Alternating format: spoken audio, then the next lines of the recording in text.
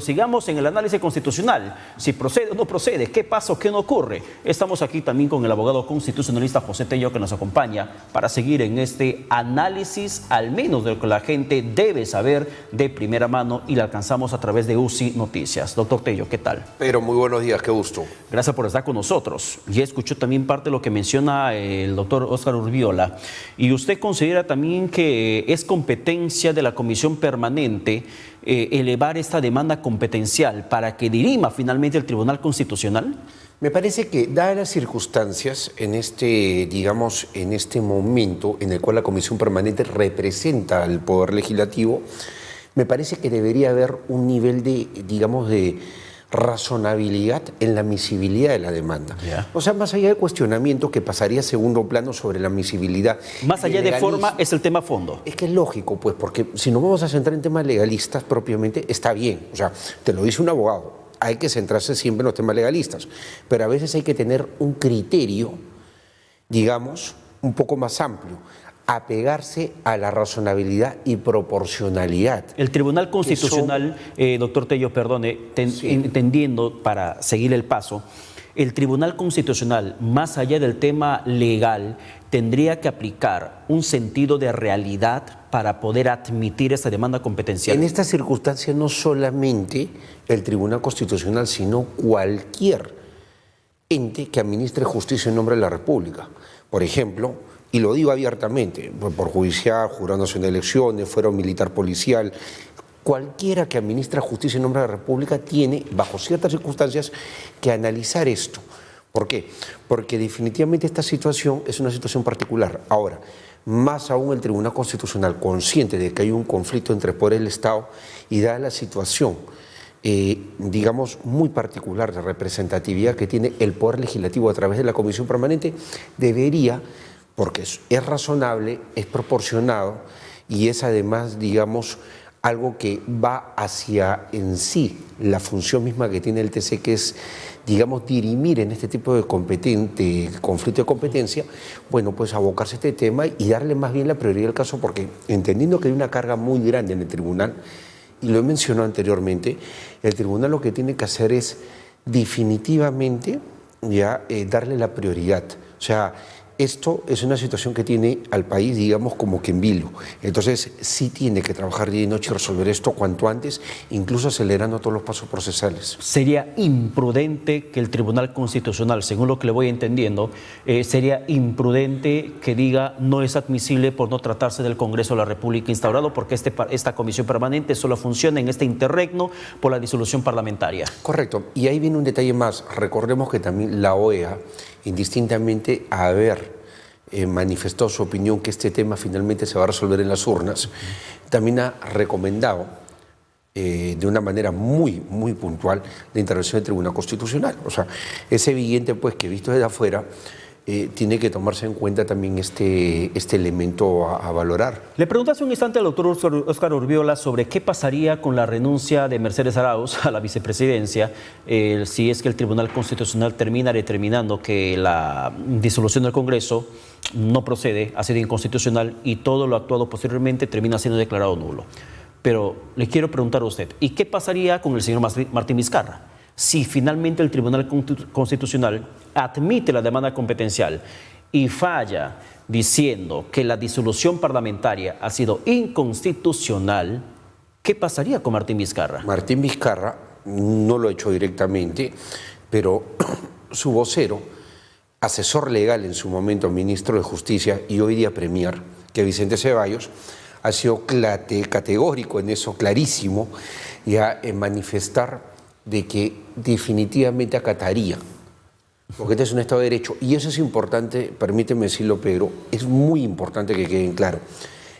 Para variar, desde el 2016 hasta ahora hemos llegado a las situaciones más inverosímiles, por decirlo de alguna manera, ya de límite en lo que es la democracia peruana.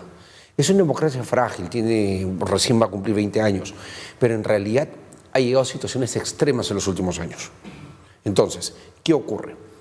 Dentro de esta situación tan particular, donde tenemos un Congreso disuelto, hasta hace días, o sea, un par de días, a lo mucho, teníamos la figura de una presidenta reconocida por el Parlamento y un presidente en ejercicio.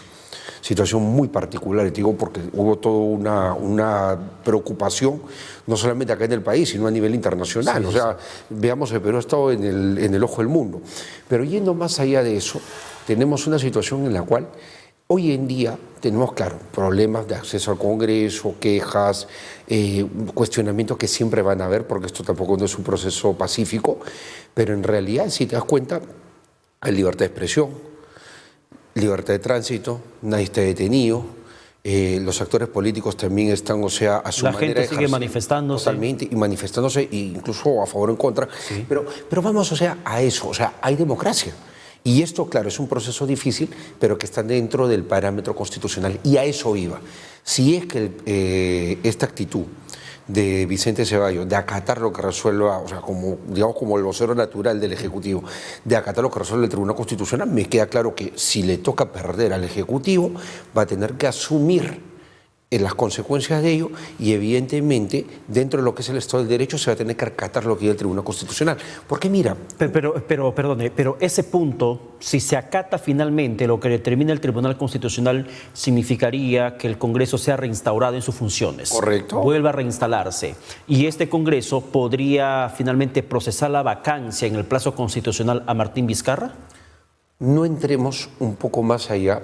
O sea, yo entiendo que a veces... Yo entiendo que es un terreno bastante espinoso y complicado que le planteo, pero es si esto ocurre, es un escenario. Yo creo que es un escenario palpable y próximo, no lejano, próximo, porque el Congreso no se quedaría de brazos cruzados. Y aparte recuerda que quiso o ha aplicado, para ellos el presidente está suspendido, sí. Pero indistintamente a ello, creo que debemos esperar lo que resuelve el Tribunal Constitucional. Y hay un detalle que sí me gustaría complementar, Pedro, mira. La OEA ha dicho claramente, porque también acá hay que ver alrededor, o sea, el Perú no es una isla, la OEA ha dicho claramente, tienes que solucionar el tema de las urnas, punto 1. Punto 2, tu Tribunal Constitucional tiene que dirimir y solucionar el problema.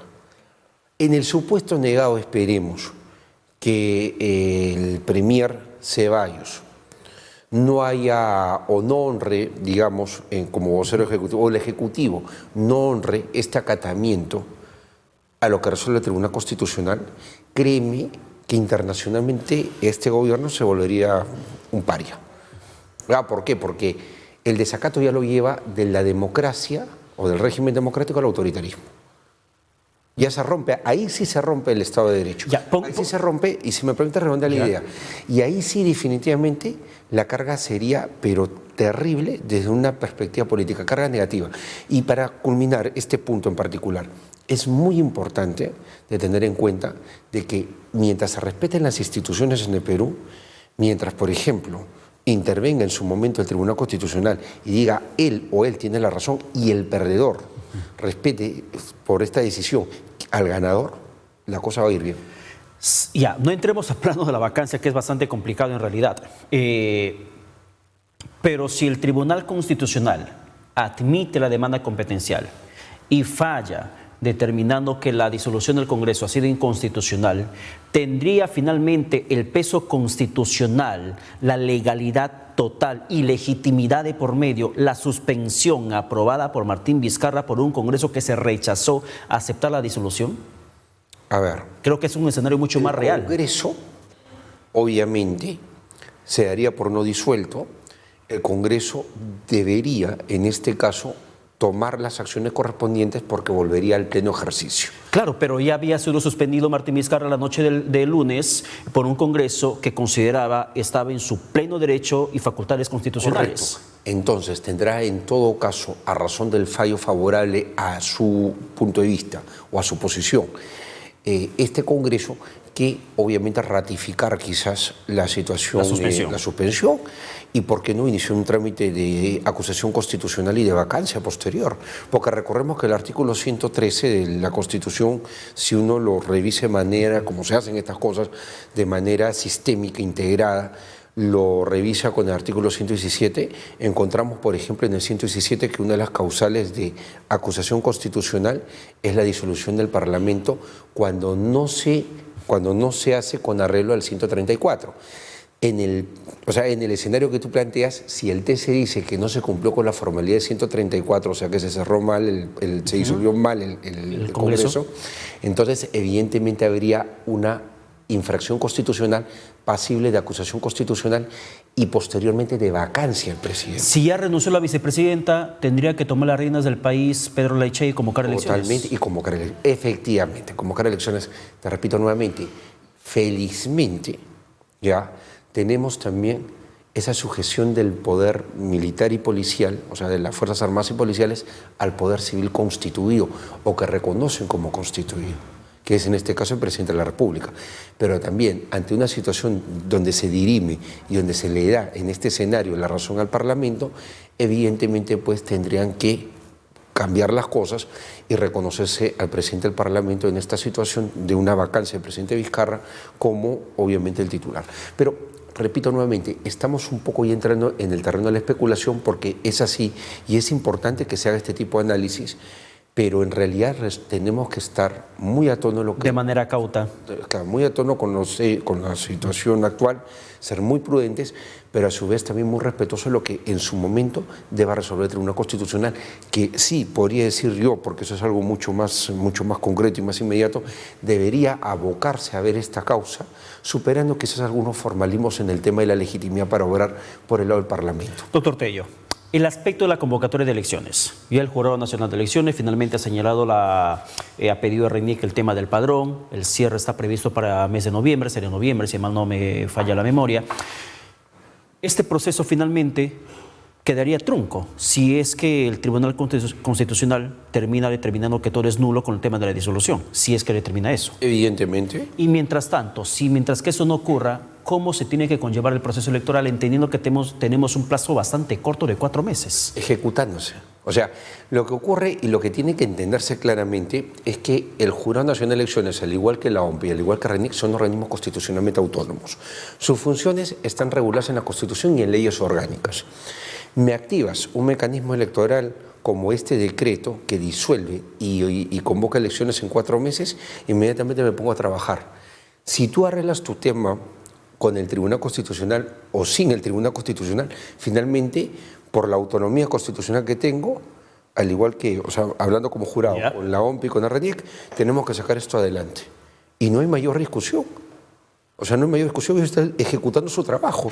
Ellos no tienen que quedarse, como se dice, suspendidos en tanto se resuelva una situación que o sea, tiene que encontrar su cauce de resolución constitucional y legal. Pero en el momento, ellos por ese mandato que tienen, por sus funciones y competencias, tienen que simplemente desarrollar el proceso. Ahora, dentro del tema del Tribunal Constitucional, efectivamente, lo que podría ocurrir con una admisión de la demanda y posterior fallo es especular sobre un terreno aún imaginario. Pero lo real, sí, no imaginario, es el tema de elecciones que ya comenzó a marchar. Correcto. ¿Qué reglas de juego entrarían a tallar en este proceso electoral? Porque está claro que estos congresistas no pueden presentarse, pero ¿qué reglas de juego tendrían que entrar a tallar dentro de este proceso para el enero 2020? A ver, ese es un tema bien interesante. El jurado ya está sentando criterios en cuanto a aplicación de norma. Partamos por algo. El jurado puede hacer un control difuso de la constitucionalidad. O sea, antemandarme la Constitución respecto a las leyes. ¿Correcto? Para poder, digamos, llegar a generar una reglamentación y resolver también controversias que se generen en su fuero. Ok, punto 1. Punto 2. El artículo 134 de la Constitución nos coloca a nosotros de plano en una situación en la cual ciertas normas ya no pueden ser aplicadas. ¿Cómo cuáles? Por ejemplo, la ley 30682. La 30682 es una norma que nivelaba todos los plazos electorales y además colocaba un corsé respecto de que la normatividad que se aplicaba para el proceso debía tener 1 año de vigencia a la realización del mismo. Hoy en día ya esa norma es inaplicable, porque el 134 con sus 4 meses, por ser de mayor jerarquía, ya está, la inaplicas. En antinomias, y discúlpeme por favor un poco el tecnicismo que se utiliza en materia jurídica, la antinomia es un conflicto normativo, o sea, una discrepancia entre leyes. Pero tú lo resuelves de 3 maneras. Cuando entiendes que la norma más reciente derogó a la anterior, cuando hay una norma especial que prima sobre una norma general y finalmente cuando tienes una norma de mayor jerarquía respecto a una menor jerarquía. En el caso es la Constitución. Constitución por encima de la ley. El 134 por encima de esta ley se inaplica. Y el jurado lo ha dicho en la resolución 150, porque esta resolución 150-2019 que justamente nos lleva a nosotros al tema de ya el inicio del proceso electoral con el cierre del padrón, es una norma que razona en el sentido de decir, tengo 118 días para realizar un proceso y tengo un padrón que se debió haber cerrado hace 365 días y tengo una convocatoria que se debió haber realizado hace 270 días. O sea, en buen cristiano, esta norma es inaplicable. Por eso me voy en el razonamiento jurisdiccional electoral a lo que es la aplicación de 134, el plazo de 134 y una normatividad, obviamente, particular, un cronograma electoral también particular para esta elección sui generis. Y ahí es un detalle interesantísimo, porque el jurado no es un fuero administrativo. O sea, el jurado no es como, por ejemplo, el tribunal fiscal, el tribunal registral, o los tribunales administrativos del Indecopio, Sinermín. O sea, no es. O sea, es un organismo que administra justicia en nombre de la República. Y todos los que administran justicia en nombre de la República ejercen el control difuso de la Constitución. Por eso es que ellos están actuando de esa manera desde el pleno jurado.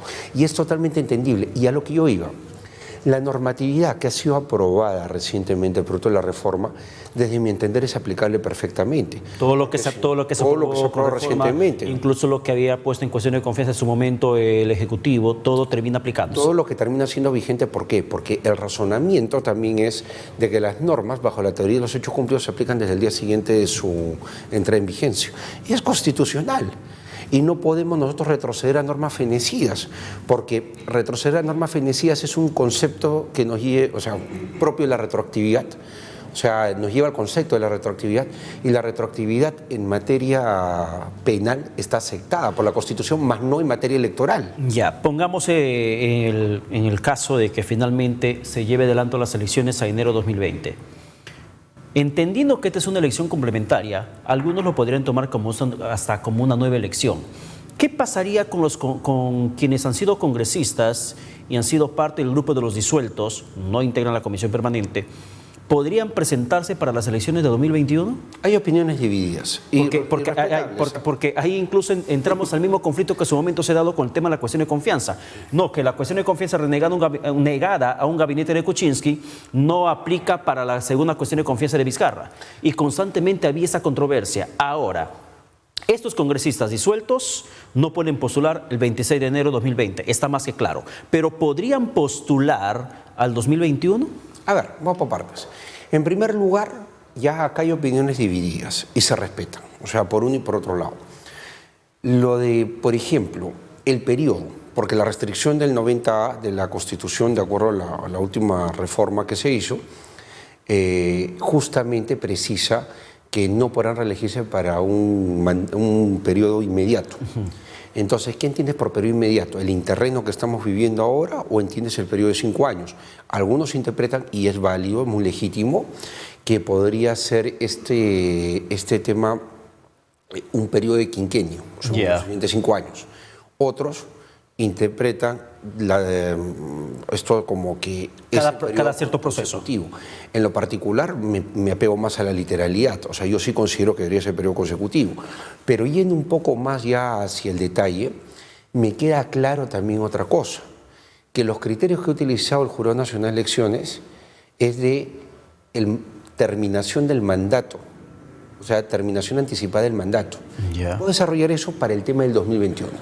En el 2020, como te digo, se puede interpretar que no van a la reelección los disueltos, o que sí podrían ir a la reelección los disueltos, y eso lo tiene que decir el Jurado Nacional de Elecciones.